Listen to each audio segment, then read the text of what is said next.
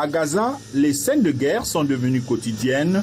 Dimanche, des chars israéliens ont pris position à la frontière. Des panaches de fumée s'élevaient des cendres d'une autre frappe militaire.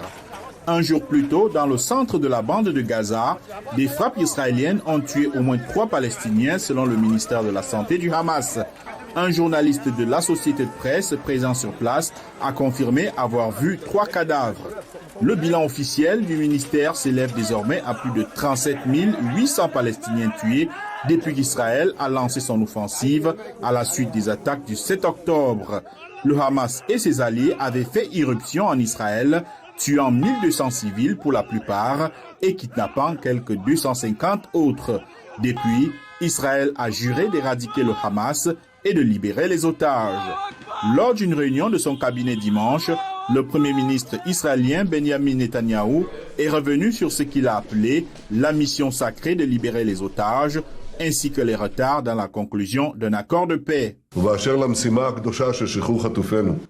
Tout le monde connaît la vérité. Le Hamas est le seul obstacle à la libération de nos otages. En combinant pression politique et pression militaire, surtout militaire, nous les ramènerons tous. Les 120 otages, les vivants et les morts. Mais pour de nombreux Israéliens, ce n'est pas suffisant.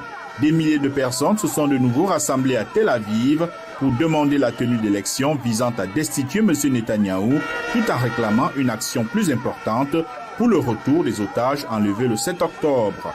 Les États-Unis et leurs partenaires régionaux s'efforcent de négocier un accord de paix entre Israël et le Hamas, mais les deux parties semblent inflexibles.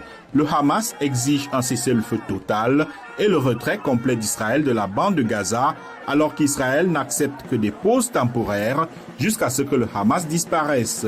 Une